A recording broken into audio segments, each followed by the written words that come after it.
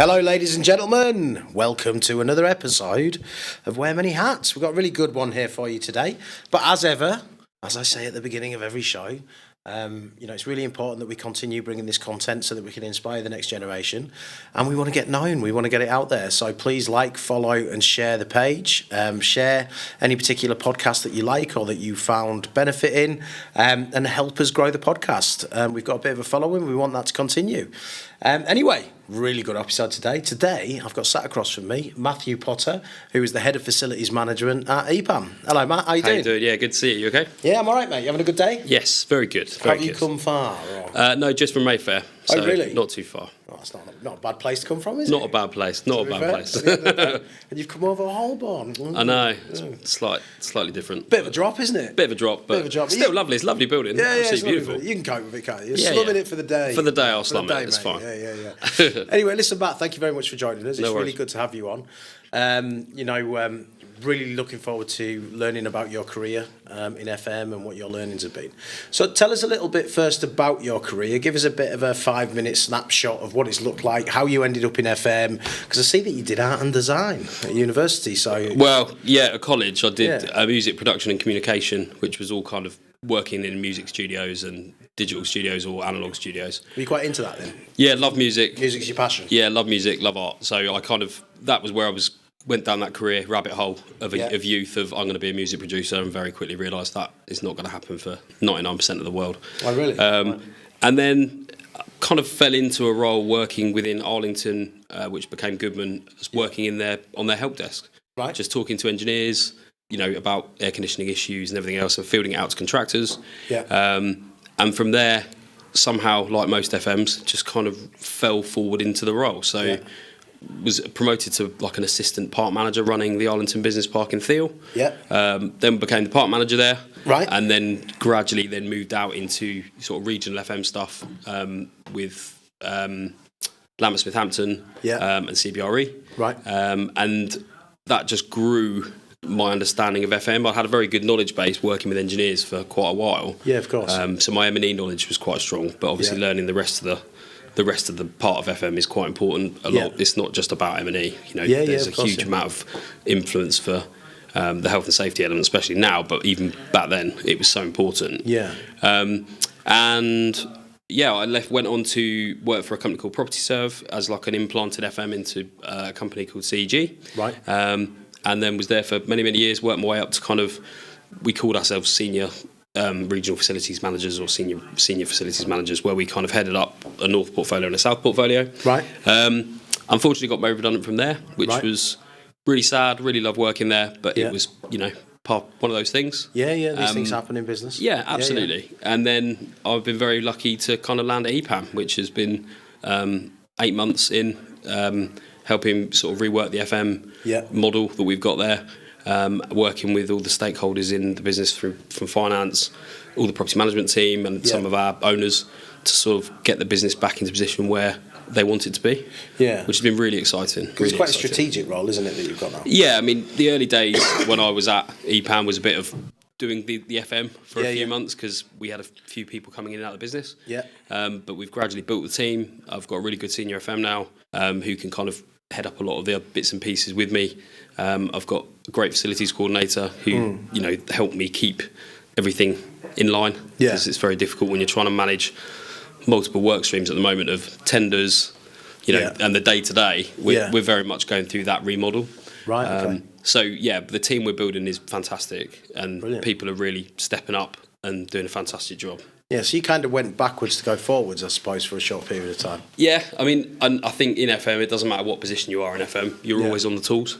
True. I'm head of FM, but I was dealing with an issue this morning in a building in one of the FMs, and I'm going to meet with a tenant because it needs that. And that's in FM, it doesn't matter what level you are. No. You're always on the tools. Always a fixer. Yeah, 100%. And I don't think I'll ever come away from that because I enjoy it. Yeah. I could never be someone who was just sat in an office and didn't deal with those day-to-day things. Yeah, so how many years have you been in FM now?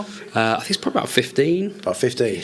And when you first took over at Arlington as a deputy assistant manager, did you think to yourself, well, I'll still be doing this in 15 Absolutely years? not. No? Again, I think, and then most people will say this about FM, most FMs, if you ask them how did they end up as an FM, they can't tell you. No. Because it's one of those things you almost fall into. Yeah. And then people get very passionate about it. And then once you're in that loop, you never escape. No, it's true, isn't it? And it really is agree, true. yeah. But I'm hugely passionate about FM, and I really love the fact that no day is the same. Yeah. You know, you're dealing with so many different people, so many different issues all the time. Yeah. As long as you can manage that level of pressure, I think that's where FMs are, head and shoulders above a lot of other industries, is that ability to deal with huge amounts of volume of work, prioritising and actioning quite quickly. Yeah, that's why we all only live to about 60, innit? Well, yeah, exactly that. That's why I look about 50 when I'm actually 42. I'm not going to say how old I am, but I'm very similar, Matt, to be fair. Okay, that's really interesting. So, obviously you've done quite some varied role within FM. Was there any mentors or anybody that stood out, or there could be multiple, that stood out in your career that have helped you and shaped you, and have they been important to your development? Yeah, absolutely. When I was at Arlington and Goodman, there was a guy called Richard Potter, right, who I still to this day, think back to advice he gave me in work I did with him. Yeah. And he was name rings a bell. Really senior guy in the firm. I think he was the MD when I was there, but he was just, without being cliche, door always open kind of guy. Yeah. You could talk to him about anything. Yeah. Always, was very straight with you, told you what you'd done wrong, but was very good at telling you what you did right. Yeah. And I've always had that mentality, and I like to think I'm quite similar to him in that respect.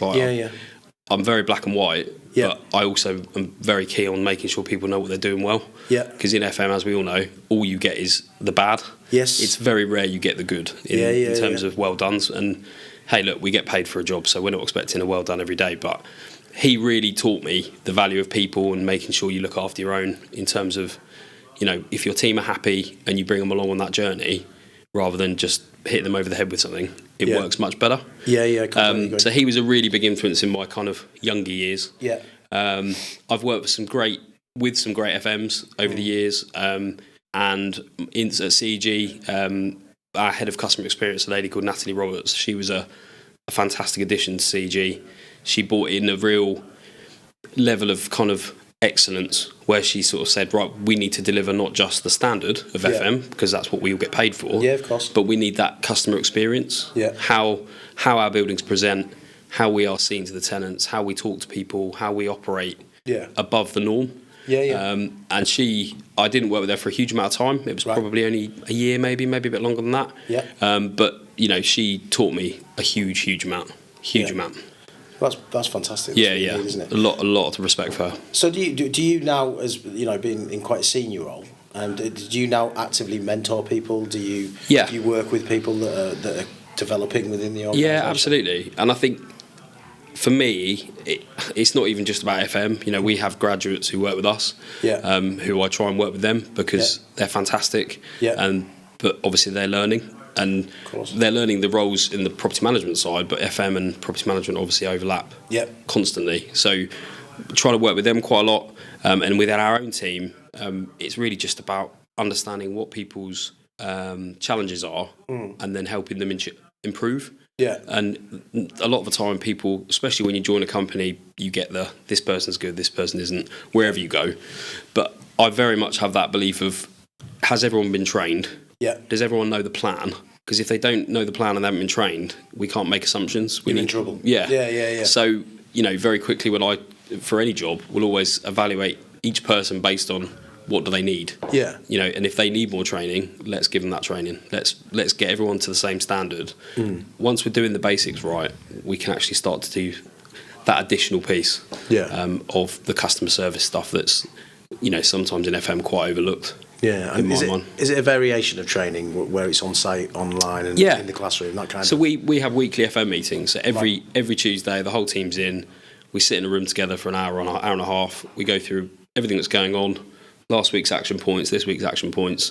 And off the back of that, it's very much what do people need? Yeah. And if someone comes to me or to my senior FM and says, look, I need more training on this, then we'll sort it. If it's me going around the building and saying, I'm going to be brutal when I walk around today and tell you exactly what I think the building condition is. Yeah. I'll see things very differently because we know that when everyone goes to a building, they all see different things. Yeah. A property manager might go to a building, they won't spot dust on top of a call point. No. We will, because that's what we do. Yeah, of course. So, I've gone around a lot of the buildings with a fine-tooth comb, and I think some people, in the industry kind of see that as a negative. But as a head of FM, I think you need to have seen all your buildings. You need to understand what the challenges are, and then set a standard and say, right, this is the level we need to be. If we've got one building in the portfolio that is great, that's the standard. Yeah, that's where we should be aiming for. Yeah, of course. And everyone follows that line. Yeah, well, it's a top-down approach, isn't it? Yeah, 100%. Which I think makes complete sense. I'm the first to get told off by my accounts team for not approving an invoice or something similar. So a lot of the time it's, when we're saying, guys, we need to get this done and we need to get that done, I'm normally in the same boat as being told you haven't done it, Matt. Yeah. So it's, there's not one rule for me and one rule for somebody else. Yeah, everybody's got somebody making a request of them. Yeah, absolutely. If that makes sense. Yeah, absolutely. You know what I mean? So I think that's quite interesting. So if you were if you were talking to a young person, for example, let's say they're 19, 20 years old, they're thinking about coming into facilities management, what would be the first piece of advice you would give them? I think it would be to realise that your to-do list will never end. Your inbox will always be on fire. You're not selling it, Matt. Well, and I think, but for me, I love that. Like I think it's important. I couldn't do a job where it was just 15 emails a day. Yeah. Checking out the day. I couldn't do that. But I think a lot of people go under with FM in terms of it is volume. Yeah. And we go through peaks and troughs of when the budgets are due or when quarterly variances need to be done, or you go through tenders, blah blah blah. Yeah. But it's that understanding you need to learn to prioritise very quickly. Yeah. You need to learn to ask for help very quickly. Yeah. We have that approach in our team now. I don't want people drowning. Yeah. If you're struggling, you need to tell us straight away. Yeah. And we're not going to look at you and go, why are you underachieving? Yeah. There's a difference between underachieving and struggling. They're two massive differences. So I completely agree. I think that FM is about learning to prioritise very, very quickly. Yeah. And I'm very OCD. My inbox is all colour-coded. I know, it'll blow your mind if I showed you. Really? But it means I always know exactly what email is where, when it's going to be dealt with, by who, what I'm waiting for. Yeah. And I think, coming into FM, you've got to have a thick skin. Yeah. And you've got to be able to kind of come home at the end of the day and go, that was a bad day. Yeah. But tomorrow's going to be another day. And it might be another bad day. Yeah. But there will be good days. Yeah. And I know it doesn't sound like I'm selling it, but it's one of those jobs because it is never the same any day of the week. Yeah. There's just so much excitement around it, which is what I love. And just helping people and coming to the end of the day and realising people saying, thanks for sorting that out for me. Because to them, it's a massive problem. Yeah. It's their building, it's their office. They're the one with that issue. When you've done it, that's what makes them happy. And that's what we're getting paid for at the end of the day. This is true. This is very true. So in terms of the people element, because obviously what you're doing in FM is working with, managing, aiding, developing people. Because we're all people, whether it's clients, whether it's cleaners, security officers, whatever. Yeah, you know what I mean? You're dealing with people on, potentially different levels within their career and things like that. How do you navigate that? Because when you're dealing with different personality types, it can be quite challenging, can't it? It can be. I was always brought up with the mentality of it doesn't matter if somebody is, the owner of the company or the person who puts the bins out at the end of the day. It's irrelevant. Yeah. Everyone is the same. And we're all human beings. We're all paid to do a job. Yeah. And everyone should be treated with that level of respect. And I think people having that mentality very quickly in FM is really important because it shouldn't matter. I have real issues with people when they'll kind of go over people's head to me to try and get an answer, or I have to go over someone's head to get an answer, because an FM will come to me and say, look, I've had to copy you on that email because they won't reply. Yeah. And then they reply. It's like, well, I'm no more important than anyone else in that room. That's interesting. You shouldn't need to copy me on any email because if you're speaking to somebody, they should treat you with exactly the same as me. Yeah. So I think that making sure people just feel valued and making sure that we don't lose sight of the human element to it, because I think people do get very wrapped up in the drama of office life. The politics. 100%. And I think we all do it. We all have to do it because it's part of the game.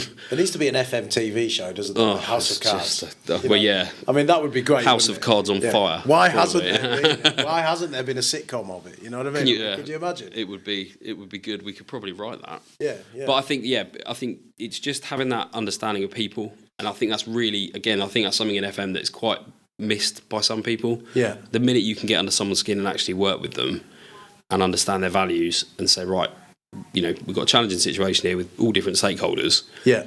I wouldn't speak to a CEO of a company any different that I'd speak to the office manager. Yeah. It makes no difference to me. They are a tenant or a client in our building. Right. We treat them with the same level of respect, whether that's course. a reply to an email, a phone call back, or a meeting. Yeah. You know, I wouldn't want anyone to feel they have to escalate something to a CEO to get an answer, because that proves we're not doing what we should be doing. Exactly. It's quite bad, actually, isn't it? Yeah, it is. At the end of the day, you know, if you're having to go down that route. So, would you say that one of the most important sort of core skills that you could develop in FM is your ability to interact and communicate with people of all levels? And would you have any pointers about, because not everybody's the same, are they? We've all got different skills. Yeah. Would you have any pointers or things that you've come across in your career where people who are perhaps not as social, not as extrovert or whatever, anything that they could do to give them the skills to, I don't know. I think being really honest with people is the best thing to do. Right. And again, in FM, we have this culture of we can say that's gone wrong and a subcontractor didn't do this, or just tell the truth. Yeah. If it's 3 months for a part, it's 3 months for a part. It doesn't matter how much you tie that up. Yeah. And having that level of honesty with your tenants and being upfront and responsive is what people want. Yeah. If you deliver bad news to someone who you've got a good rapport with, if the bad news won't be as bad. I do agree with that, actually. Yeah. Whereas if you keep tenants at arm's length, or you don't interact with them very much, or you're kind of scared to interact with them, avoiding them. Then when things go wrong, it's 100 times harder. Yeah. Whereas if you get on with them really well and you've always done your best for them, and you say, look, it's going to be 3 months before we can fix that, 9 times out of 10, they'll say, that's really annoying, but I appreciate what you're doing. Yeah, of course. Yeah. I don't think that hiding behind problems on an email or on a phone is the way to do it. You know, something in my team that my guys all probably moan about is I'm very much pick the phone up and go and see people. I don't want people sitting behind emails. It irritates me. I don't understand. I'm a communicator, as you can probably tell. I love communicating. I love talking. I would much rather ring someone and resolve something really quickly. Absolutely. Than do it via email, because I just think it protracts it. It makes it more. But people these days, especially the next generation coming up, probably more so than sort of our generation, because we're a similar age. Yeah. You know, they're very much, you know, let's communicate through screens and things like that. Oh yeah, definitely. So it's going to be quite. I think it will be. You know, in 10 years' time, I think there'll be issues in the industry because of that. Yeah, I don't disagree with that. Yeah. And I think after COVID, obviously everyone wanted to use Teams constantly. Yeah. I've seen that drop off hugely. Thank God. Yeah, I mean, we were having quite regular Teams meetings with people. That's thankfully died away. You know, our teams have gone back out. We've got tenants meetings back in the diary. You know, we're interacting with our tenants on a much bigger scale now. Yeah. And I do think that cuts off a lot of drama at the pass. Yeah. If you have that relationship with people, you are not going to get shot later on in the game. Agreed. You won't. And that's how I've always handled myself in FM, just being honest. I agree. I mean, I think if you speak to people on an honest level, it doesn't matter what the news is, whether it's good, whether it's bad, as long as you're honest and you deal with it in the right way. Yeah. And there's an action plan as well. There's like steps after it. Then, you know, what you're saying to the client is it's going to be 3 months. However, you know, we could do this in the meantime. Or we could do X, we could do Y to try and although we can't fix the problem, we can make it slightly better. And just show that willing to communicate. Yeah. And it's been one of my key things that I moan about to everybody. Yeah. Is, you know, just pick the phone up. Yeah. And when I hear, well, I've sent them 3 emails, well, there's your answer. Ring them. They're not replying to that email. Yeah. So pick the phone up. Exactly. And let's resolve it today rather than in a week's time when they're already really angry. We're definitely in agreement on that, to be fair. Okay, so obviously technology, we've been kind of talking about it. How would you see artificial intelligence impacting the industry over the next 5 to 10 years, if at all? I'm not as wrapped up in this whole AI thing as everyone else is. Right. As much as I love technology, you know, I think that if you look at our industry, we've had a lot of companies say, well, we can, you know, I'm a big fan of technology where you can put sensors on equipment and say, right, you know, we know the chiller's kicked out, we can get an engineer there before the tenants even realise the chiller's kicked out. Yeah, sort of data-driven stuff. 100%. Proper analytics that you can run, you know, through a hub, and I think that's really important. And if you've got BMSs that will do that, fantastic. Yeah. Do I see us replacing full-time cleaners with a sensor that tells us we need to go and clean that toilet because someone's used it 100 times in the last hour, but don't clean that one because no one's used it in 2 hours? Yeah. No. No. Because someone could go in that toilet and Destroy it, and then it needs cleaning straight away. We've all seen that. Well, yeah. So, yeah, what are we doing with our jobs? Yeah, but I think that, I can't see how AI is going to drive us into this new era in our world. I can see it in other industries, but I've been seeing robotic cleaning machines go around buildings for the last 10 years, and they still aren't being replacing people, and they never will. I don't think they can. No. Yeah. They will only do a certain thing. And I was somewhere recently, or someone might have told me the story, it was one of the two, but there was a robot cleaning machine. It was at Leeds Station, and this robot cleaning machine was cleaning the floor, and there were 2 cleaning operatives walking around with it. Really? So we got 2 people and a robot doing one person's job. Yeah. You just think, I don't get it. It's clever technology, but I just don't see it as the future. Yeah. And for me, you're never going to get away from people with their eyes doing the job. No, I agree. I think until we've got... have you seen that film, My Robot, with Will Smith? Yeah, that didn't end well. Yeah. Well, yeah, exactly. But until you've got a robot that's got the functionality and the capability of you're never going to be able to replace them. Yeah, absolutely. I usually use the T1000 from Terminator, but Well, yeah, absolutely. I mean, could you imagine that cleaning a toilet? Yeah, I mean, we're in the wrong realm, aren't we? Absolutely. Yeah, but I think all the technology is great. I mean, we use a load of technology, at EPAM in terms of we use logbooks, we use all the different platforms. Yeah.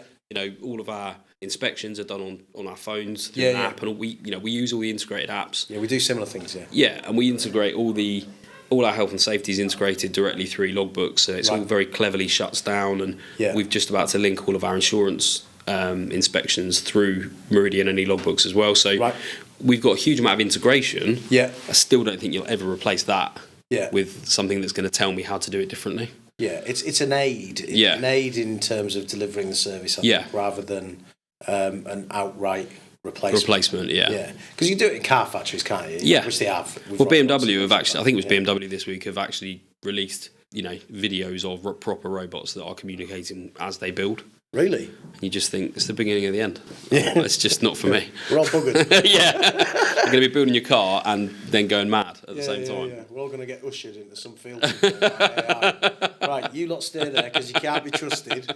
We'll sort everything I'll definitely be in that field. Yeah. Without a doubt. Okay, so, in your opinion then, sort of moving on to another hot topic within the industry, how do you think that environmental, social and governance issues will impact the facilities management industry? It's already impacting it quite heavily, I think. Yeah, it will. What's your view on it? I think it's massively important, and I think it's about doing it right. I think there's a real knee-jerk reaction in our industry to things that come out. Yeah. And it's something gets released and it's right, everyone get a consultant. Yeah. Everyone spent loads of money. Yeah. And then everyone sits back and goes, okay, what do we do now? And I think you really need to have a proper designed view of it and say, right, this legislation's come out. How's it going to impact our portfolio? Yeah. Right, okay, which buildings will it impact? Or what people will it impact? Or how is it going to impact whatever it is? And then you need to be very logical in how you go down that road. Yeah. And I think some of the bigger agents, the main view of it is just consultant. Put a consultant on it, and before you know it, you've spent, £750,000 on consultancy fees, and you're just left with loads of bits of paper that people have got to then interrogate. Yeah. Those people probably aren't trained to interrogate. Yeah, exactly. So you've got to have that happy medium of we know we've got to do this. Is it the right thing to do? Yes or no? Okay, well, how do we do it? And how do we do it effectively? What's the plan? Yeah. And I think we saw with Grenfell with fire doors, and the minute the fire door stuff kicked off after Grenfell, everyone went out and did fire door surveys. Yeah. Everyone had £15 million worth of fire door remedials to do in every building. Yeah. And then everyone sat back and went, what do we do now? Because we haven't got any money. Yeah. He's like, well, you've commissioned a report, so you now know about the problem, so you need to do something. Well, yeah, because you're now liable. Absolutely. To be quite frank. So it's then a bit of a, we shouldn't have done that. Well, you should have, because it was the right thing to do. Yeah. But you need to have a more logical plan of, okay, we've done the report. We know there's going to be a problem because of the age of the building. Yeah. So let's do the protected stairwells, whatever it is. Yeah. But I think there's that knee jerk to every issue that comes out in the world at the moment is a big problem in FM. Yeah. Because I think the natural desire is just to panic. Yeah. Whereas it should be, no, let's take advice from people around you. I always say I want to be the stupidest person in the room. Yeah. And I do want that, and I normally am. But it's, talk to people who are experienced in that field. Yeah. So, well, what do you think? Yeah. Before we go out and do something else. But I think the social side of it as well, I think is really important. We've put all of our cleaners, all of our guards are all on, London living wage or real living wage. I think that was hugely important, and I think agree. it should be done across the sector. I think personally, I think it is. I mean, to be fair, there's not many places now which don't, which is really, because I remember when the living wage came out, 6-7 years ago. Yeah. Well, the real living wage anyway, the London living wage. And the uptick was quite small. You'd get some that did and most that didn't. Whereas now I would say it's probably the other way around. Most do and there's some that don't.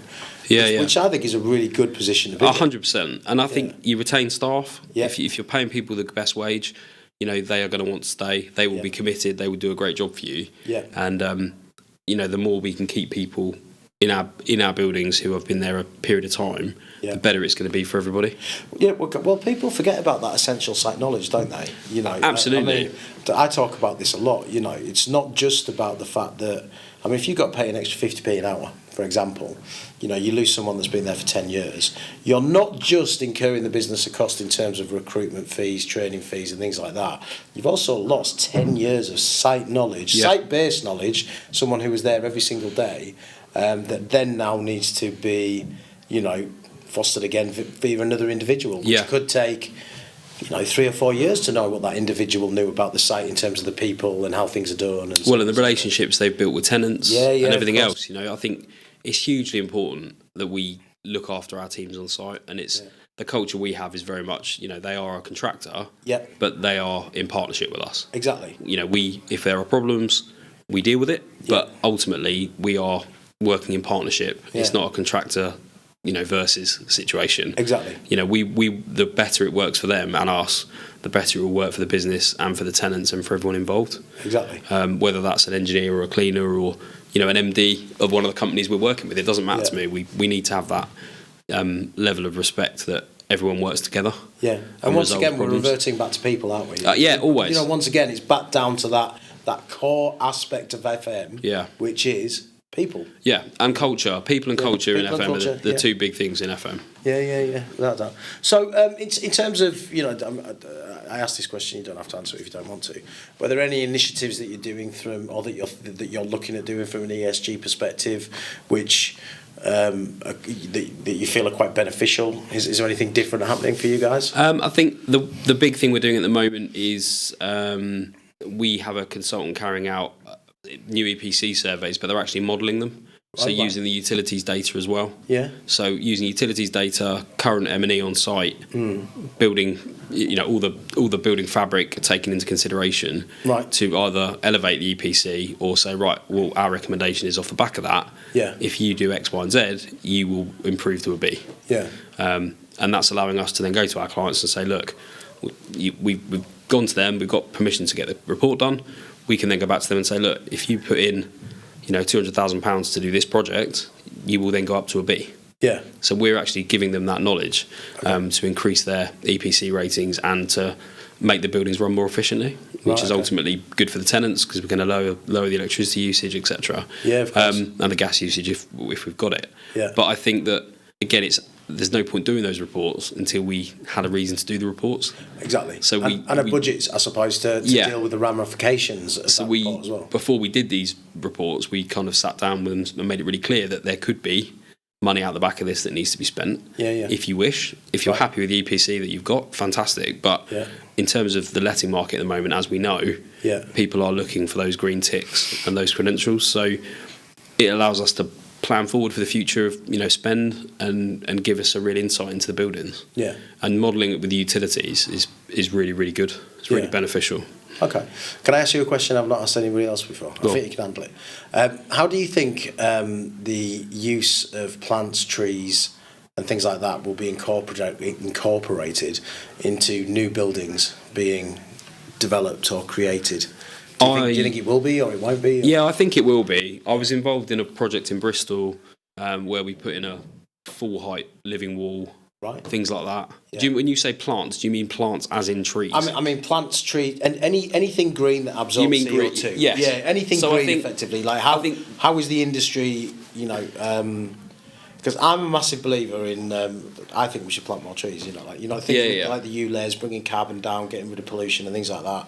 One of the best vehicles to do that is plants, trees, shrubbery, bushes, things like that. Like without a doubt, there is. If you look at motorways in summer, like the central reservation is massive, looks great, it's healthy for a reason. There's a lot of carbon in that specific area, so it could be a real benefit to cities to incorporate. I don't know the technical elements. I don't know if you can plant a tree or whatever. But it's the offset, isn't it? Yeah, the carbon offset associated with it, and also as well, surely it would make cities and towns more aesthetically pleasing places to look at. Absolutely. When they're doing it in Europe, where they're doing it in Europe and they're doing it in Asia, where they will coat 3/4 of the externals of the building with plants. Yeah. Because it has an aesthetic good side. Yeah. But it does also have the green tick probably somewhere down the line for construction. But I think the days of having a couple of planters in reception with some ropey looking plants in it are probably gone. Yeah, I agree. I think it's now more about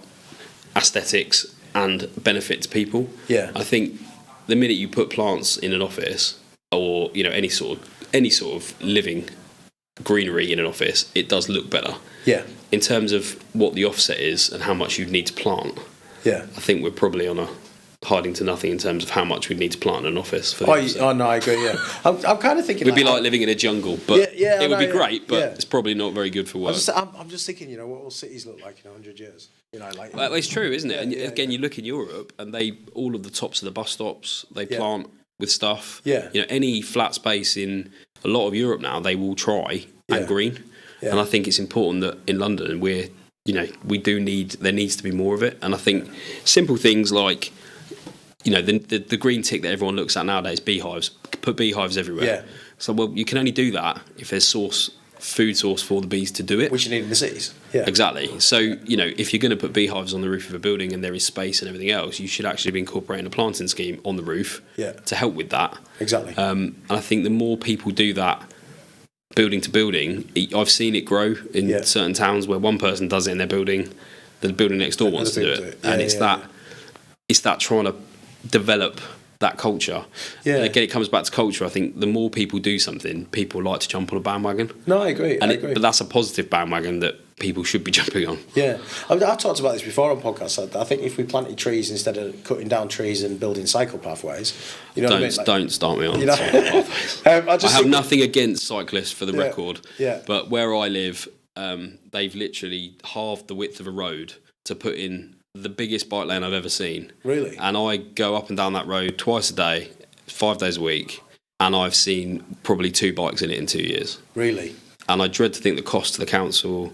Exactly. And it's half the width of the road, and they haven't even incorporated any planting schemes, either side of it. Yeah. And it could have been a very nice thing. Yeah. Whereas actually it's just a bit of tarmac with a really high pavement that lorries almost veer into people when they try and avoid it. Yeah. And you think, that's the offset people should be looking at, is when we're doing these new schemes of anything now, what can we add? Yeah. And it should be for aesthetics, absolutely, but actually what's the benefit to people there when they're in that office space? Well, the other thing is, you could plant like plum trees or apple trees. And that's what they do in America. Yeah, and then there's food for people that, are destitute, homeless. Yeah, yeah. But there's also food for insects and things like that. People just walk, even me or you, we're on our lunch break. Yeah, yeah. I fancy a plum off that tree, They do it in the States quite a lot. Yeah. They plant them in major cities, and sometimes it goes very well. Sometimes people just empty them in an evening. Yeah, but you're always going to get that. Oh, of course. But I think you're right. It's a very good natural way and cheap. Planting fruit trees is not expensive. No, God, no. But it adds something to the environment around you rather than just concrete. Yeah. So there you go. London Mayor, listen to that. Yeah, well, we've taught you how to more than happy to have a sit down with the London Mayor. Exactly. Yeah. we'll get it arranged. We know people. Okay, brilliant, good stuff. Okay, so what do you think the future landscape of facilities management looks like, Matt? Do you think it's is it going to change broadly, or how do you see it working? I think FM's kind of plateaued in the last 3 or 4 years. Right. I think system-wise, it's plateaued. We're not seeing loads of new technology come to the market in terms of, platforms, health and safety platforms, auditing platforms, things like that, because I think they do the job. Yeah. And because they do the job for quite a good value for money. Yeah. very difficult for people to justify changing it and increasing their costs in an industry where money is tight and budgets are squeezed, because the rent per square foot is, the key is the key to what we're doing. And as we talked about earlier with the AI, I think we'll see contractors start to develop more and more stuff to try and implement into the FM world more than the FM side itself. I think we as FMs need to do that basics of communicate, go to buildings, check they're safe, monitor budgets, do the paperwork. That will never go away. That constant audit process will never go away. But I personally haven't seen any massive leaps in FM in the last 3 or 4 years. I would agree. I don't think I have either. I mean, I think there's been quite a bit in terms of sensor technology and things like that, and absolutely, and data-driven analytics and things like that. But it is all very similar to what it was 3-4 years ago. 100%. I haven't seen anything that stands out to me. And a lot of the new BMSs and stuff that are coming out now, they do it all straight away. Yeah. But some of the older ones do as well. But I think the more the dead stock of property is redeveloped and better BMSs, etc., put in, a lot of the sensor technology, is almost going to be superseded by the more cleverer BMSs. Yeah, completely agree. But those are brilliant retrofits if you've got lower stock that you need to monitor. Yeah. But in terms of us as people, we get different iPhones, we get different computers. Yeah. But we still have to have conversations about blocked toilets. Yes. And air conditioning not working. And that will never change. No, because that's what the buildings are. Yeah. Well, once again, people. Yeah, absolutely. People will always complain about the same things. 9 times out of 10. Yeah. Which is interesting.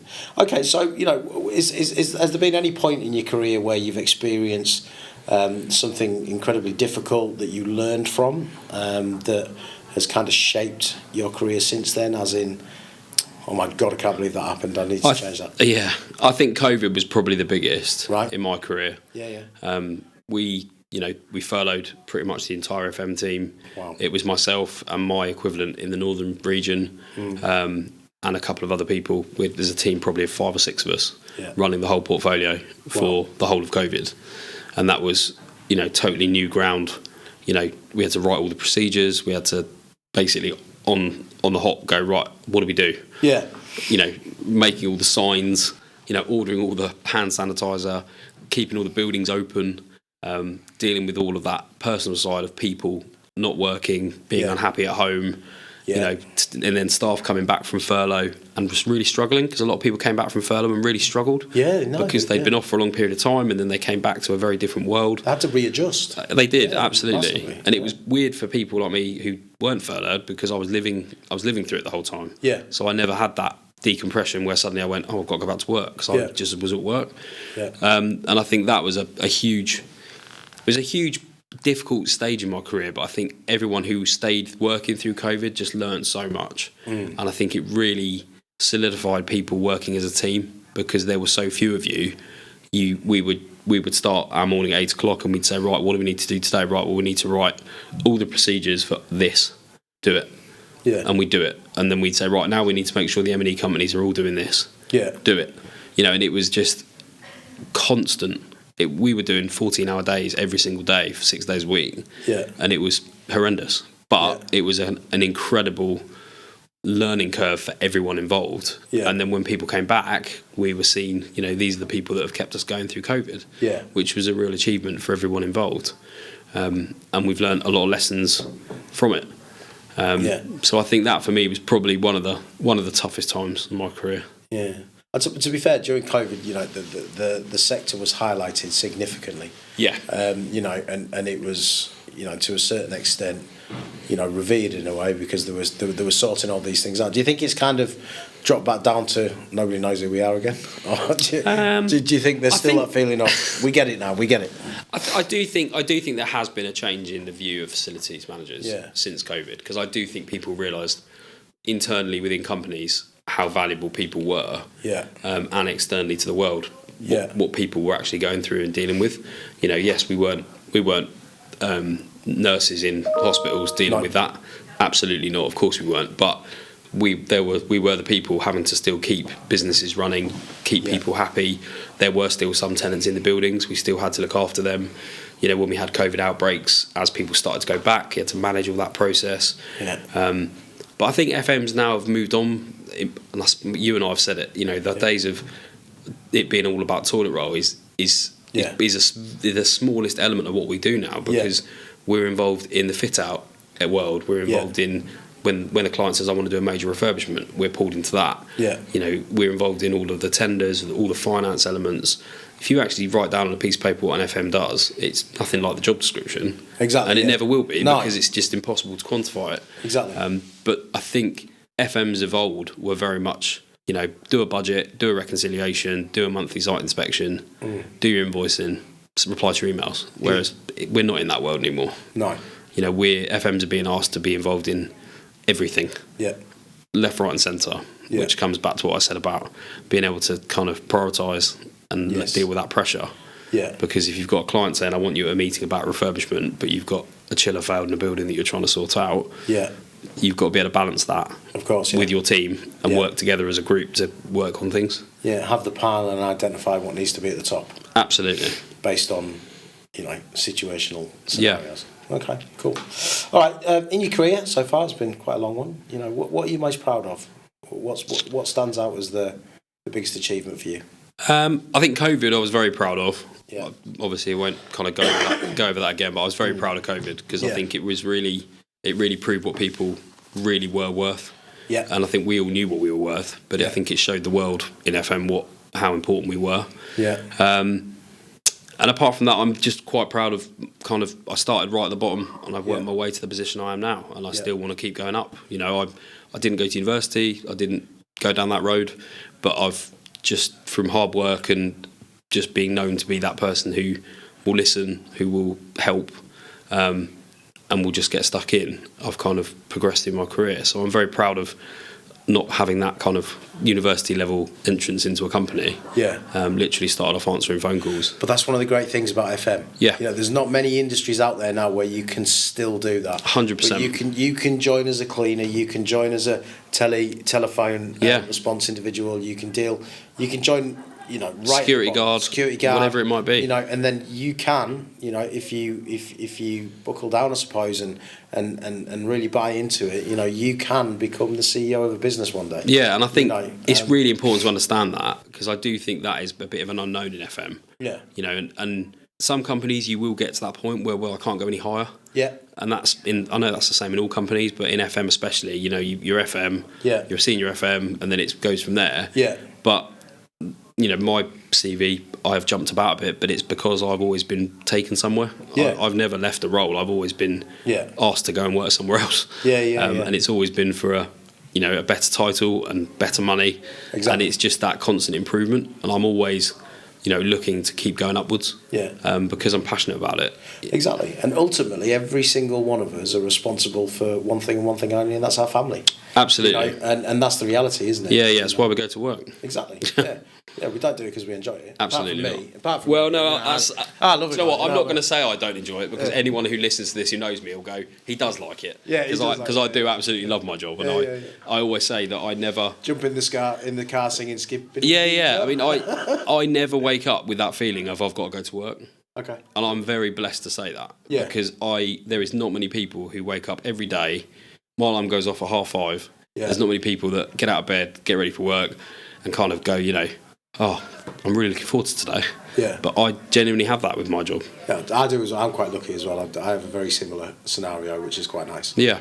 Some days I'm knackered, you know what I mean? Yeah. We all have our days. But overall, I'm very lucky to be in a position where I love what I do. I work for a great company with really great people. Yeah. And I look forward to coming to work every day. Okay, cool. So what do you like to do outside of work then, Matt? Let's learn a little bit about you outside of work. If you're ever outside of work, obviously. Well, no, I am outside of work. So married, 4 children. My God. 4 children. You must have no money. No, well, yeah. I've got 3 and I'm always skint. Yeah, no, I'm always skint. Yeah.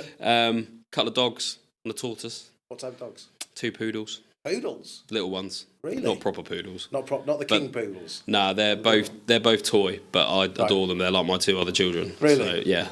And the tortoise? Why the tortoise? That was a random addition to the family, who we've had drama recently because she's woken up from hibernation really late, so we thought we were going to have to explain to the kids that Oh, really? She hadn't made it, but she randomly just woke up and wandered out ready for some food. So that was really? a bit of a result because I wasn't looking forward to that. Yeah, God, yeah. That's not a conversation you want to have with children. Well, it's one of those things the kids really want it, and then you get it, and then they will go to university, and you've got something that's going to live to 100 years old.